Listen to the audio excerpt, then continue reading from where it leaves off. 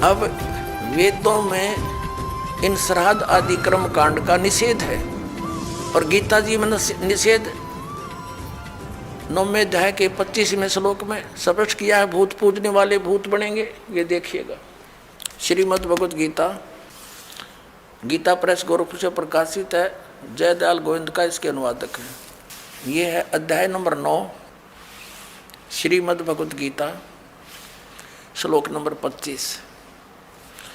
देवताओं को पूजने वाले देवताओं को प्राप्त होंगे, पितरों को पूजने वाले पितरों को प्राप्त होते हैं और भूतों को पूजने वाले भूतों को प्राप्त होते हैं और मेरा पूजन करने वाले मुझको ही प्राप्त होते हैं। गीता जी अध्याय नंबर 16 के और श्लोक नंबर 23 में कहा है कि अर्जुन, जो शास्त्र विधि को त्याग कर मनमाना आचरण करते हैं, यानी जो पवित्र सदग्रंथों में वे ऑफ वर्शिप नहीं लिखी है, साधना की विधि, और उसके आधार से जो भक्ति करते हैं उनको कोई लाभ नहीं होता। देखिएगा, यह है श्रीमद् भगवत गीता अध्याय नंबर 16, श्रीमद् भगवत गीता अध्याय 16 का श्लोक नंबर 23।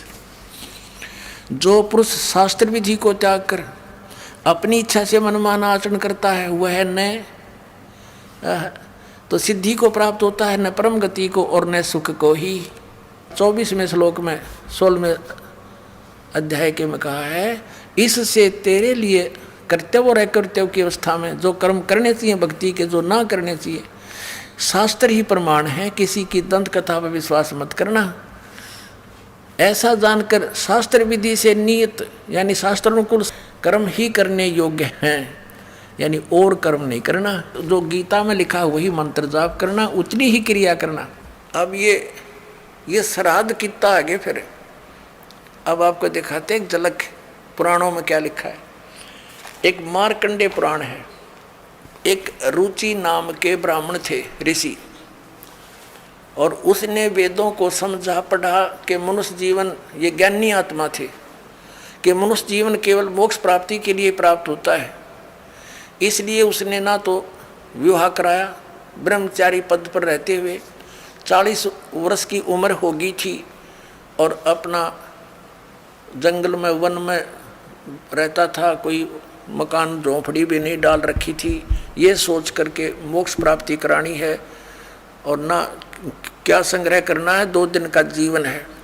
अब वो वेदों अनुसार साधना कर रहा था, रुचि ऋषि, और उसके जो पिताजी, दादाजी, परदादाजी, चौथा दादाजी वो मर चुके थे, वह भूत बन रहे थे और वह भी ऋषि थे, ब्राह्मण थे। उनने भी ये कर्म कांड करे और करवाए थे तो भूता बनेंगे वह। तो वो चारों दिखाई दिए और कहा, बेटा तूने विवाह क्यों नहीं करवाया? विवाह करवा के तुम हमारा श्राद्ध करता हैं और हमारी गति हो जाती। अब रुचि कहने लगा कि पितामहो, वेद में तो ये मना कर रखा है, ये श्राद्ध श्रुद्ध निकालना, ये कर्म कांड करना, ये तो मूर्खों का मार्ग है। और वो पितर भी कहते हैं, बेटा है तो ऐसा ही, इसमें कोई संदेह नहीं, मिथ्या नहीं है, सच्चाई है। लेकिन हमारा क्या होगा? अब तुम बाढ़ में जाओ, थारा क्या होगा? आप मरे, अरे पुत्र और मरवाने के लिए तैयार करे। या देखो मार्कंडेय पुराण, ये गीता प्रेस गोरखपुर से प्रकाशित है। ये गीता प्रेस गोरखपुर से प्रकाशित है। ये 242 पृष्ठ पे संक्षिप्त मार्कंडेय पुराण, रोच्य मुनि की उत्पत्ति कथा। मार्कंडेय जी कहते हैं कि ब्राह्मण, पूर्व काल की बात है, प्रजापति रुचि ममता और अहंकार से रहित इस पृथ्वी पर विचरते थे।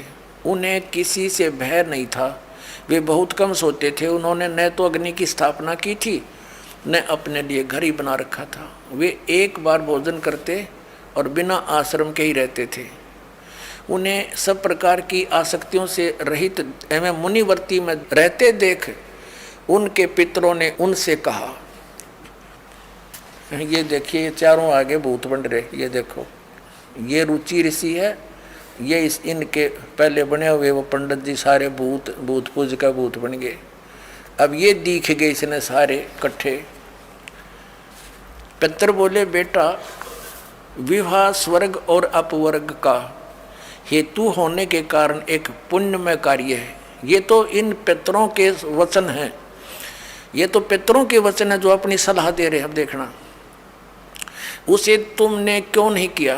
ग्रस्त पुरुष समस्त देवताओं, पितरों, ऋषियों और अतिथियों की पूजा करके पुण्यमय लोकों को प्राप्त करता है।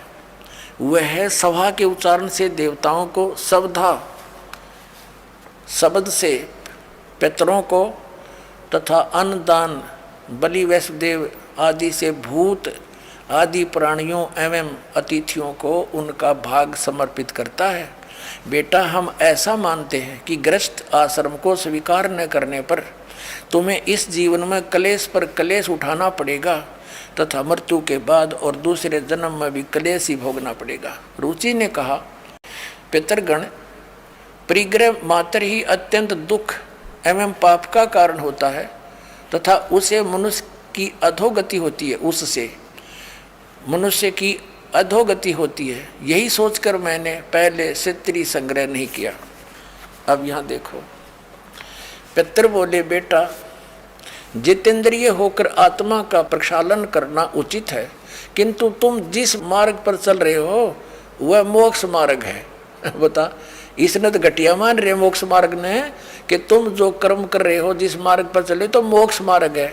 अरे हम बतावांगे पितृवृंद का मार्ग। देखिए, रुचि ने पूछा, पितामहो, वेद में कर्म मार्ग को अविद्या कहा गया है। जो तुम सलाह दे रहे हो वो कर्म कांड, श्राद्ध श्रुद्ध निकालना, पितृ पूजना, वो तो मूर्खों का सलाह कही है। फिर क्यों आप लोग मुझे उस मार्ग में लगाते हैं। पितृ भी कहते हैं। पितृ बोले, यह सत्य है कि कर्म को अविद्या ही कहा गया है, इसमें तनिक भी मिथ्या नहीं। फिर थारा सिर बच गया, फिर क्या रह गया बता भाई। ये हमारे पुराणों में लिखा है। अब इस बात को पितर भी मानते हैं कि आप जो साधना करें तो मोक्ष मार्ग है, और आप फिर उसको सलाह दे रहे हैं भूत पूज, श्राद्ध निकाल, ब्याह करवा, और यो नरक मार्ग है। और आप भी मानते हैं कि आप जो मार्ग अपना रहे हो तो मोक्ष मार्ग है। और रुचि कहता है वेद के अंदर तो इसको अविद्या मूर्खों की साधना बताई है, तो पितर भूत पूजना, श्राद्ध निकालना, और पितर स्वीकार भी कर रहे हैं। कहाँ ऐसा ही है, इसमें कोई मिथ्या नहीं। फिर ये बकवाद घट रखी, अगर मुगरुम ऐसा कर लो, पितर ऐसा कर देते हैं, पितर पुत्र दे देते हैं, टट्टू दे देते हैं, अपा भूखे मरे। बतावे, मूर्ख बना रखा। एक बार क्या था, परमात्मा कबीर जी काशी में गंगा घाट पर चले गए। गंगा का एक घाट बना हुआ है, वहाँ पर ये ब्राह्मण लोग सूर्य को, यानी ऐसे सूर्य की तरफ मुँह करके गंगा से जल उठावें और वहीं डाल दें। कबीर साहब बढ़कर उसमें गंगा में घुटनों पानी में और ऐसे नौकरन लगे, गंगा के जल को पटरी पर फेंक रहे, पूरी स्पीड है। अब वो सारे पंडित जी अपना काम छोड़ कर कबीर साहब की ओर देखने लगे। कहने लगे, वो कबीर ये क्या कर रहा तू। कबीर जी बोले, आप क्या कर रहे हो। मैंने ना पूछा, तुम क्यों पूछ रहे हो मेरे से। पहले आप बताओ आप क्या कर रहे हो। कि हम अपने पितरों को स्वर्ग में जल भेज रहे हैं। ये हम यहाँ जल डाल रहे हैं ना, ऐसे मंत्र बोलकर, ऐसे सूर्य की तरफ मुँह करके, ये वहाँ स्वर्ग में हमारे भूखे प्यासे पितरों को जल प्राप्त होगा। परमात्मा बोला, मैंने एक बगीची लगा रखी अपनी झोपड़ी के आगे, और मैं उस झोपड़ी को उस बगीची को सींच रहा हूँ। फिर मंड के करड़े हो गए। तो वो कहने लगे, रे भोले आदमी, इतनी दूर कैसे जाएगा जल, ये तो यहीं पड़ा है। वो तेरी झोपड़ी के आगे बगीची जो छोटी सी लगा रखी, वो कैसे सिंचाई होगी इससे। कि 1 लाखों किलोमीटर दूर, मील दूर तुम्हारे पितरों को स्वर्ग में ये पानी मिल सकता है, तो ये 2 किलोमीटर पर क्या दिक्कत आएगी इसको। तो उनकी चौंध टूट गई। पंडित जिया ने फिर अपना गलती स्वीकार की, मालिक की शरण ग्रहण करी।